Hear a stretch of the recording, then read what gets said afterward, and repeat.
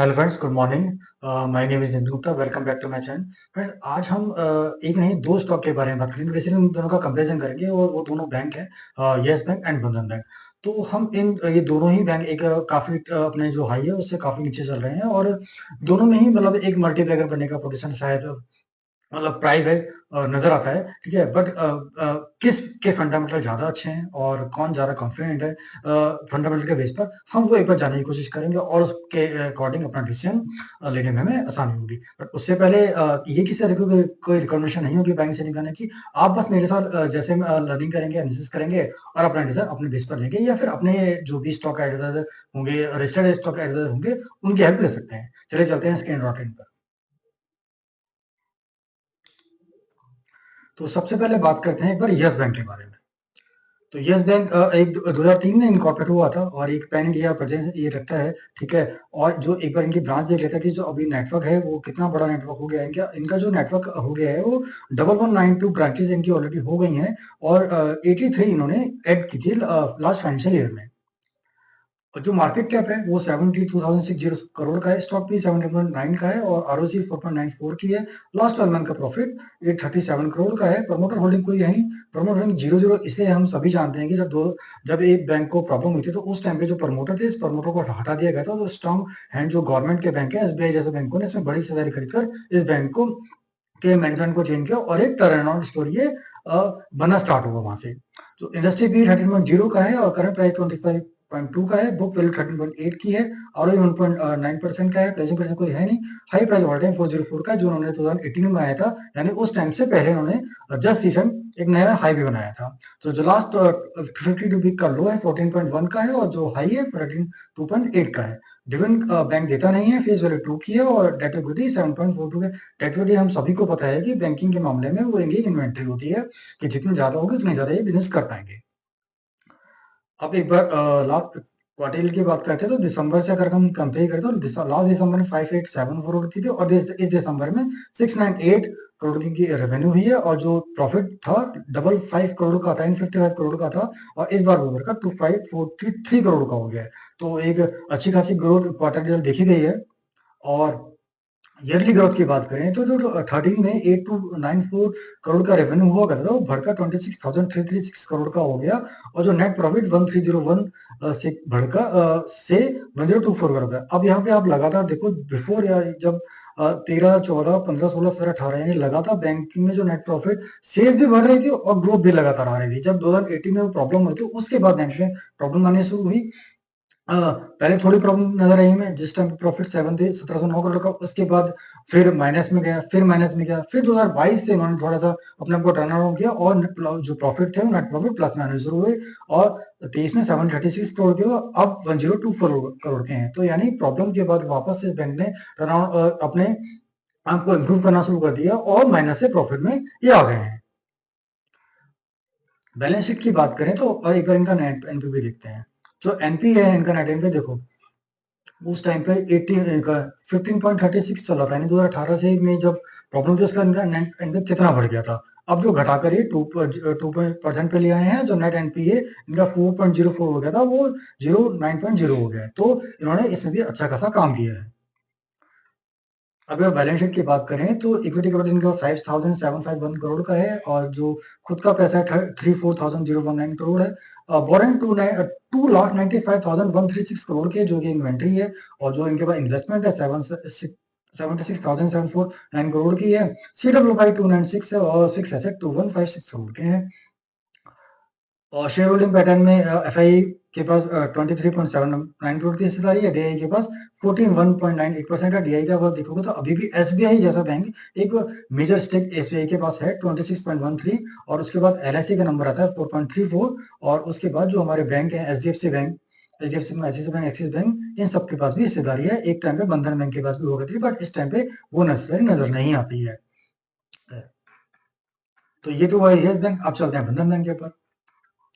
बंधन बैंक 2014 में इनकॉर्पोरेट हुआ था। उससे पहले ये बंधन बैंक ना एनबीएफसी की तरह काम करता था। तो जो इनको लाइसेंस मिला था, वो आप यहाँ पे देखोगे तो इनको जो लाइसेंस मिला था वो 2014 में मिला था आरबीआई की तरफ से, और उसके बाद 2015 से उन्होंने अपने बैंकिंग सर्विस पूरी तरह से बैंकिंग सर्विस स्टार्ट करी थी।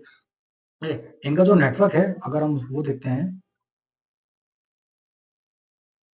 हाँ, जो नेटवर्क है इनका भी 1189 ब्रांचेस हैं all over India, pan India presence ये भी रखते हैं। तो यस बैंक से अगर देखें तो उसकी 1192 ब्रांचेस थी, इसकी 1189 है, तो ब्रांचेस के मामले में ज्यादा वो नहीं है। और मार्केट कैपिटल देखें तो 32,299 करोड़ का है, स्टॉक पे 10.8 का है, आरओसी 6.7% की है। लास्ट 12 मंथ का तो प्रॉफिट 2541 का है, और प्रमोट होल्डिंग 40% है, इंडस्ट्री भी 13.0 है, करंट प्राइस 200 है, और बुक वैल्यू 122 का है। आरओ 11.9% का है, हाई प्राइस ऑल टाइम 742 का है, और जो लास्ट 52 वीक लो था 182 का है, और हाई 272 का है। डिविडेंड थोड़ा बहुत डिविडेंड देती है, फेस वैल्यू 10 की है, डेट टू इक्विटी 6.7% का है। लास्ट क्वार्टर के रिजल्ट देखें तो 380 से बढ़कर 4665 करोड़ के सेल्स हुई, और जो नेट प्रॉफिट था 291 करोड़ से बढ़कर 733 करोड़, यानी जो नेट प्रॉफिट है उसमें डबल से ज्यादा की इनकी जम देखी। प्रॉब्लम कहाँ है? प्रॉब्लम केवल एक है, जो इनका नेट एनपीए और ग्रॉस एनपीए दोनों बढ़कर आए थे, इसलिए ये स्टॉक थोड़ा सा प्रेशर में चल रहा है। लास्ट काफी क्वार्टर्स में से चल रहा है। जैसे ये इंप्रूव होना शुरू होगा, वो क्या कहते हैं, वापस से ये चीज ठीक होने शुरू हो जाएंगे, और मुझे लगता है जो अगला क्वार्टर आएगा उसमें इनका जरूर हमें अगले कुछ क्वार्टर में ये चीजें इनकी जरूर नजर आएंगी, क्योंकि नेट प्रॉफिट जब बढ़ता रहता है तो नेट एनपीए भी उस हिसाब से हमारा इम्प्रूव होना शुरू हो जाता है। और लास्ट 2015 में तो इन्होंने सर्विस स्टार्ट की थी, 2016 से हमारे पास है 1581 करोड़ से जो रेवेन्यू बढ़कर 17,941 करोड़ हो गए, यानी 10 से ज्यादा की ग्रोथ है यहाँ पे। और जो नेट प्रॉफिट था 275 करोड़ जो हुआ करता था वो बढ़कर 2983 करोड़ हो गया, यानी 10x की ग्रोथ यहाँ पे भी नजर आती है। बैलेंस शीट की बात करें तो 16111 करोड़ इनका इक्विटी कैपिटल है, और अपना पैसा 17,973 करोड़ है, और जो बोरिंग इनके पास है 1,32,780 करोड़ की है, और जो फिक्स एसेट है 509 करोड़ के हैं, और CWIP 346 का है, और इन्वेस्टमेंट 32,666 करोड़ की है। शेयर होल्डिंग पैटर्न में बात करें तो प्रमोटर्स के पास 13.8% है, एफआई के पास 13.4.75% है, डीआई के पास 14.79%। देखो अब डीआई लगातार अपनी स्टेक 21 में जो 1.9% हुआ करती था वो बढ़कर 14.7% हो गया। हाँ, एक क्वार्टर पहले 17 पॉइंट था, आप कह सकते हैं, मगर अभी भी अच्छी खासी हिस्सेदारी है। और जनरल पब्लिक के पास जो कि 23.19% हुआ करती थी, वो ओनली घटकर 10.42% रह गई है। और इसका मतलब ये है कि स्ट्रॉन्ग हैंड में ज्यादा हिस्सेदारी स्ट्रॉन्ग हैंड के पास है, यस बैंक से कंपेयर। यस बैंक के केस में 64 पॉइंट समथिंग थे, और यहाँ पे 89% हिस्सेदारी स्ट्रॉन्ग हैंड में के पास है। अब एक बार पॉइंट ऑफ कंपेरिजन करते हैं, तो यस बैंक का जो मार्केट कैप है 72,660 करोड़ का है, बंधन बैंक का 32,029 करोड़ का है, यानी मार्केट कैप के मामले में ये हाफ से भी कम है यस बैंक से। और यस बैंक का जो लास्ट 12 मंथ का प्रॉफिट है 837 करोड़ का है, और ये लास्ट 12 मंथ का जो बंधन बैंक का है 25,041 करोड़ का है, यानी मार्केट कैप आधे से कम है, और लास्ट जो 12 मंथ का प्रॉफिट है वो 3 टाइम बेटर है बंधन बैंक का। ठीक है, और इसका देखो, इसकी फेस वैल्यू 10 है और इसकी फेस वैल्यू 2 है, यानी यहाँ पे स्प्लिट होने का चांस भी है। अगर 5% ये स्प्लिट भी होता है तो यहाँ से आप ये लगा लो कि ये स्टॉक की जो वैल्यू बैठेगी अराउंड 40 बैठेगी। ठीक है, अगर ये स्प्लिट होता है जैसे यस बैंक है, और यस बैंक 25 है। ठीक है,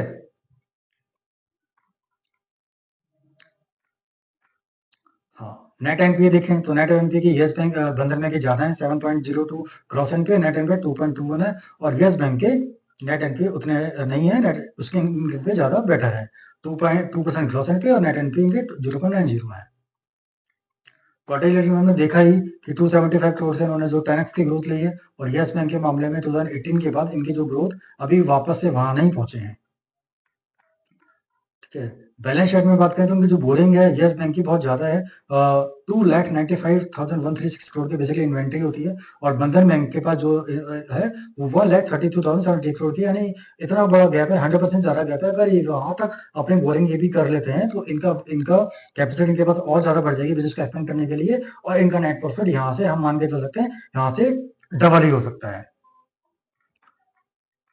अब एक बार देखते हैं कि जिस टाइम पे ये इन्होंने हाई बनाया था तो उस टाइम पे फंडामेंटल थे। यस बैंक की बात करें तो यस बैंक के 18 में बनाया था इन्होंने अपना हाई, और यस बैंक के 18 में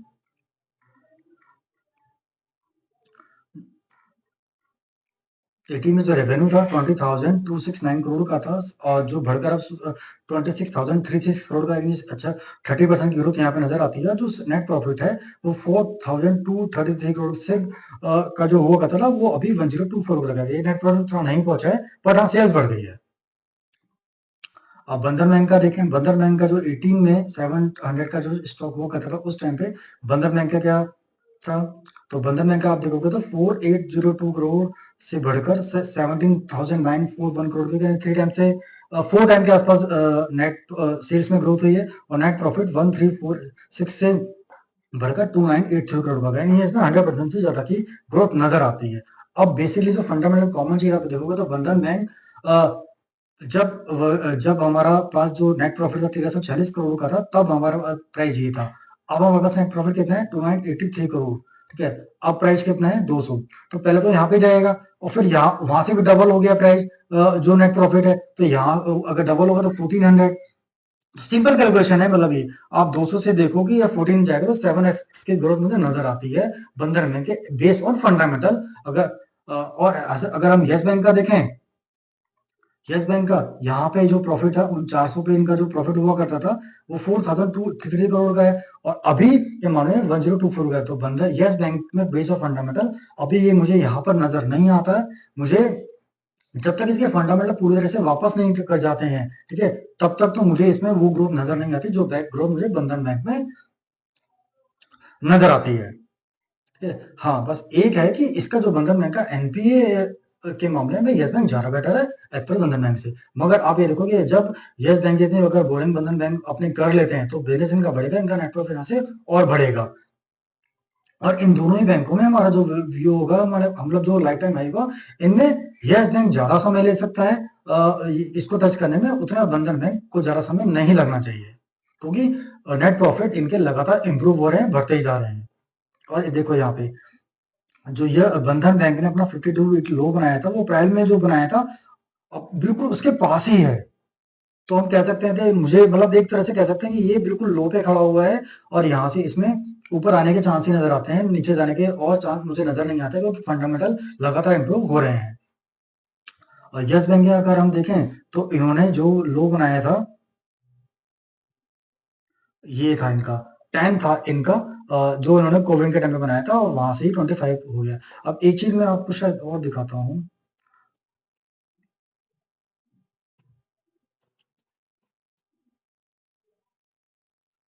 देखो 20 में यानी 21 में ये इसका प्राइस 19 था और ये 15 की रेंज में काफी टाइम से चल रहा था। तो 21 में जिन्होंने लिया होगा 15 पे आप 24 होने को आ गया, अगर वहां से आप ग्रोथ देखोगे तो ये 100% हो गया, इसको 3 साल लगे 100% होने में और उसी बेस पे ये चलेगा। तो आप देखो, और अगर सेम बंधन बैंक को आप देखोगे, बंधन में 426 का था और वहां से भी ये डाउन ही चल रहा है, नीचे नहीं आया बस फंडामेंट, मगर क्या रिजल्ट इंप्रूव हो गए हैं। तो यहाँ पे मुझे ये ज्यादा अंडर वैल्यू नजर आता है as per as per as per yes bank. तो अगर मैं कंसिडर करूंगा तो लॉन्ग टर्म के लिए मैं बंधन बैंक को कंसिडर करूंगा कि मुझे उसमें ज्यादा कन्वेक्शन नजर आती है बेस ऑफ फंडामेंटल और बेस ऑफ अंडर वैल्यू। ठीक है, आप भी देख सकते हैं कि किस तरह से हमने एनालिसिस किया और किस तरह से हमने चीजें देखी, जो हमें जो चीज हमें आंखों से नजर आती है कि हमें यहाँ पे स्ट्रॉन्ग कैंडिडेट बंधन बैंक नजर आता है। अब कई लोग ये बोलते हैं यार यस बैंक है ना 25 रुपए का है, बंधन बैंक 200 रुपए का है, तो मल्टी बैगर तो यस बैंक ही बनेगा, बंधन बैंक नहीं बनेगा। अरे भाई फंडामेंटल तो देखो, फंडामेंटल देखो यस बैंक के जो जब उन्होंने लाइफ टाइम हाई बनाया था तो उनका जो नेट प्रॉफिट था 4000 करोड़ आता था और अभी उनका 1000 करोड़ पे पहुंचे हैं। पहले 4000 पहुंचेगा तो हम ये मतलब जो बेसिक मैथ है पहले वो अपना लाइफ टाइम टच करेगा ना, फिर एक उसमें रियल टाइम ग्रुप में था वो ऊपर जाएगा। और बंधन बैंक को देखो जब उन्होंने वो जो हाई बनाया था उस टाइम पे उनका जो नेट प्रॉफिट था 13,000 करोड़ था, अब उनका 29,000 करोड़ स्टॉक कहाँ पर है, वहां से कितना डाउन है। तो 5x तो मुझे बंधन बैंक ज्यादा नजर आता है। अगर अगर यस बैंक में मान लो अगर वो 5 साल लेता है उन्हें लाइफ टाइम को टच करने में, तो बंधन बैंक मुझे उसका आधा टाइम नजर आता है। तो बेसिकली अगर मैं जाऊंगा तो मैं बंधन बैंक के साथ ही जाऊंगा, यस बैंक के साथ नहीं जाऊंगा। और जिन लोगों ने यस बैंक ले रखा, जो लोग फंसे हुए हैं उनसे उनको भी मतलब मैं यही कहूंगा कि अगर आप एवरेजिंग करना चाह रहे हैं इसके अंदर तो प्लीज आप एक बार फंडामेंटल देखिए। और यहाँ पे एवरेजिंग करना मुझे नजर नहीं आती है, मुझे यह जो आपने ले रखा है आप लॉस में मत बेचिए, आप उसको रखिए बट और पैसा मत डालिए, और पैसा आप और दूसरे स्टॉक में अच्छे से डिस्कस करके डाल सकते हैं। अभी उसमें एवरेजिंग करने की कोई जरूरत नहीं। ये मेरा पॉइंट ऑफ व्यू, किसी तरह की मेरी कोई रिकमेंडेशन नहीं है आपको बाइंग सेलिंग करने की, एवरेजिंग करने की। आप जो सेबी रजिस्टर्ड एडवाइजर होते हैं, आप एक बार उनकी हेल्प ले सकते हैं और वो अपना पॉइंट ऑफ व्यू आपके साथ शेयर कर पाएंगे और उनके व्यू पे आप अपना डिसीजन ले सकते हैं। ये मेरा पॉइंट ऑफ व्यू था, मुझे एक बंधन बैंक यहाँ से अच्छा नजर आता है as per to yes bank. काफी लोगों ने बोला था कि येस बैंक ज्यादा मल्टीपल बने, तो मैंने कहा चलो ठीक है, एक बार दोनों का मिलकर एनालिसिस कर लेते हैं और देखते हैं कि क्या निकलता है। तो यहाँ पे जो विनर है वो बंधन बैंक है, जैसा हमने एनालिसिस किया ही साथ में। तो आज के लिए इतना ही। अगर आपको मेरा वीडियो अच्छा लगे तो प्लीज लाइक कीजिए और सब्सक्राइब कीजिए। मैं ऐसे ही वीडियो आपके लिए लाता रहूंगा और हम लोग साथ में मिलकर आगे बढ़ते रहेंगे। चलो, धन्यवाद। जय हिंद।